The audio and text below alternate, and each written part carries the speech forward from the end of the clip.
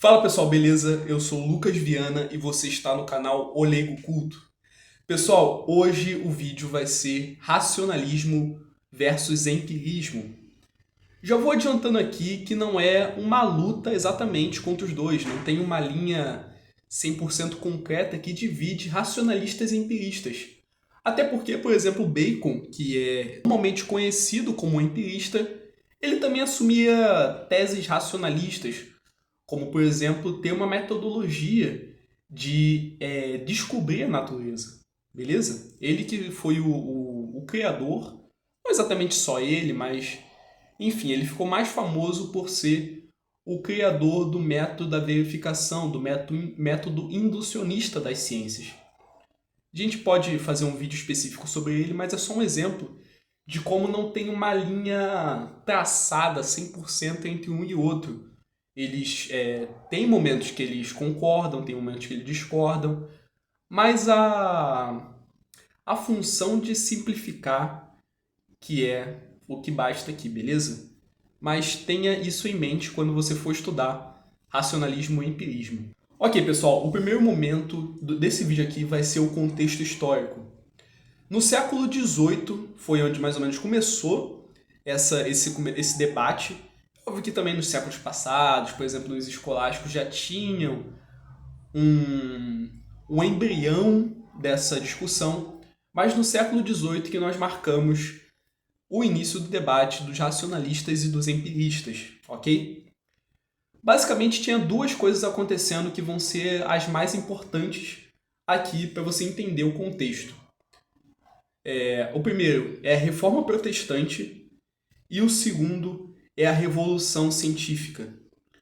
A Reforma Protestante foi basicamente uma questão de, olha só, nós não podemos mais confiar 100% nos escolásticos. A Idade Média já passou, nós estamos passando por uma mudança muito grande na Europa e nós precisamos fundamentar novamente a ciência, porque antes a ciência era feita pelos escolásticos, pelo clero, né? Pela Igreja Católica. Então os protestantes, muitos desses, na verdade quase todos desses autores que vão escrever sendo racionalistas ou empiristas, eles são da Reforma Protestante, eles são protestantes, eles continuam sendo cristãos e eles vão tentar de uma forma um tanto quanto desonesta, vamos botar assim, dizer que eles estão reescrevendo a história, estão refazendo toda a ciência, porque os escolásticos não sabiam de nada, e a Idade Média, a Idade das Trevas. Não é exatamente isso, até porque Descartes ele vai ser um dos maiores racionalistas, se não o maior, a ter esse posto. Ele tem muita leitura dos escolásticos, ele tem muita coisa de Tomás de Aquino, Santo Agostinho nas suas obras. Por exemplo, as Meditações, que é um vídeo que pode ser feito depois. Então, tenha isso em mente quando você ler que eles estão tentando reformular a ciência. Até porque muitos argumentos que estão ali já tinham nos escolásticos. Até porque você não faz a filosofia de uma forma original 100%. Você sempre vai ter que ter uma leitura de autores anteriores. Enfim, Reforma Protestante e Revolução Científica, eles estavam buscando um fundamento para a ciência, um novo fundamento para a ciência. E aí tinham esses dois tipos de pessoas, os racionalistas e os empiristas. Bom, como eu falei lá no início do vídeo, a linha entre esses dois não é exatamente clara, mas tem sim alguns aspectos que nós podemos diferenciar entre um e outro. O principal aspecto é que os racionalistas assumiam que existisse conteúdos mentais a priori nas pessoas. A priori significa antes da pessoa nascer. Ou melhor, no momento do nascimento, né? Melhor dizendo assim. No momento do nascimento, essa pessoa já tinha conteúdos mentais. Por exemplo, uma ideia de Deus, a ideia do infinito. Essas questões assim que, por exemplo, Descartes vai dizer, vai argumentar que nós temos o conteúdo mental a priori da existência de Deus. Já os empiristas, eles não concordam com essa tese. Você não vai encontrar nenhum empirista que assume que nós temos, a priori, conteúdos mentais, algumas ideias que já nasceram conosco. Os empiristas, eles vão afirmar que para nós conhecermos o mundo, nós devemos ter a experiência do mundo. E não uma questão que veio no nosso nascimento. Não é isso que os empiristas vão argumentar. Então, esse é a primeira diferença assim, mais clara que nós temos entre um e outro.